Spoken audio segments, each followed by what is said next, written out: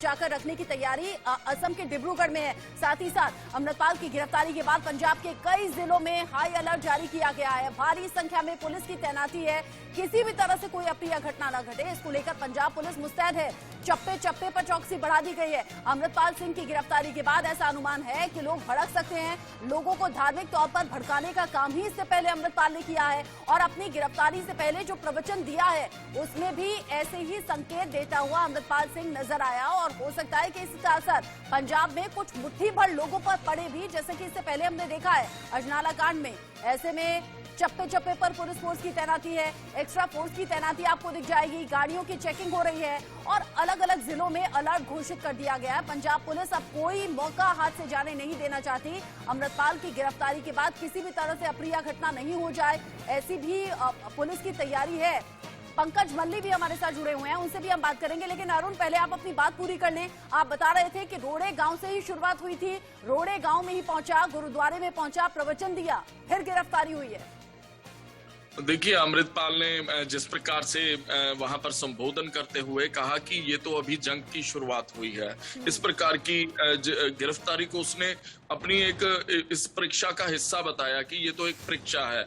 और यहाँ पर अमृतपाल कहीं ना कहीं लोगों से ब्लफ करने की कोशिश कर रहा है, लोगों के माइंड के साथ खेल रहा है पंजाब पुलिस का मुकाबला करने के लिए, क्योंकि पंजाब उसको पता है कि मेरे ऊपर इतने सारे मामले दर्ज हैं, अब मैं जल्दी पर जेल से बाहर नहीं आ पाऊंगा, क्योंकि नेशनल सिक्योरिटी का मुद्दा है।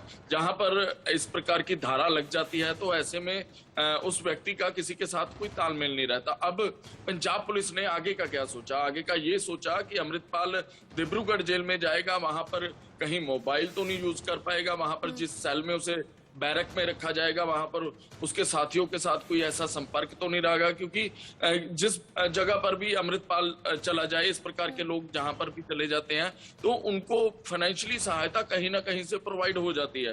पंजाब सरकार को, पंजाब पुलिस को जैसे पता है कि पंजाब में अगर अमृतपाल को रखेंगे तो यहाँ पर मोबाइल, अक्सर जेलों में तलाशी आती है तो मोबाइल वगैरह, सिम वगैरह ऐसे पकड़े जाते हैं, तो इसीलिए उसे आसाम डिब्रूगढ़ जेल ले जाया गया।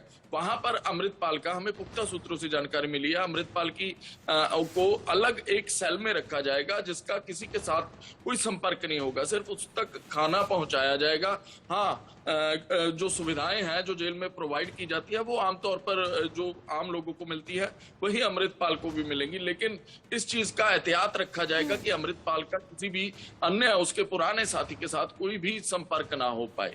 यानी कि जो कमजोरी अभी अमृतपाल सिंह के साथ है वही कमजोरी बने रहे। पहले उसके भरोसेमंदों को, उसके करीबियों को, उसके रिश्तेदारों को हिरासत में लेना, फिर उन्हें असम के डिब्रूगढ़ जेल में रखना और एक एक करके जिस तरीके से हाथ पांव कमजोर होते रहे, रीढ़ टूटती रही अमृतपाल सिंह की, उसके बाद अनुमान ये लगाया जा रहा था कि बहुत जल्द गिरफ्तारी हो जाएगी। पंकज मल्ली, जो तस्वीर हम देख रहे हैं वो गुरुद्वारे के अंदर की भी है, कुछ तस्वीरें गुरुद्वारे के बाहर की भी है, कुछ ऑन रोड भी अमृतपाल सिंह नजर आ रहा है। किस वक्त निकला था गुरुद्वारे के लिए, अगर आप जानकारी दे पाए तो, और सड़क से जिस वक्त गुजर रहा था क्या उस वक्त भी कुछ कहा गया था? जैसे अरुण बता रहे हैं कि गुरुद्वारे में बैठकर उसने कहा था कि ये तो जंग की शुरुआत है महज।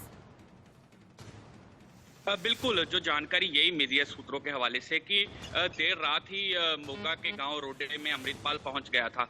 हालांकि सुबह करीब 4 बजे के करीब गुरुद्वारा साहिब में पहुंचा और वहां पर नतमस्तक होकर माथा टेका और माथा टेकने के बाद गुरबानी श्रवण करके वहां पर जो संगत थी गुरुद्वारा साहिब में तो उनको संबोधन किया। संबोधन में करते हुए उन्होंने ये जरूर बताया कि ये अभी परीक्षा है, अभी शुरुआत हुई है, तो वहीं ना वहीं धन्यवाद जरूर किया। धन्यवाद बोलते हुए कहा कि मेरे ऊपर ये झूठा इल्जाम लगाया गया है, झूठे केस की गए, तो अब इसमें पुलिस जांच करेगी आखिर क्या है, क्योंकि बहुत सारे सवाल हैं जो अमृतपाल से पूछने बाकी है। अजनाला कांड की बात की जाए, AKF की बात की जाए, अनंतपुर खालसा फोर्स बनाई गई थी, वो जैकटें कहाँ से आई AKF की, इतने बड़ी संख्या में हथियार कहां से आ रहे थे जिस पर AKF लिखा हुआ था।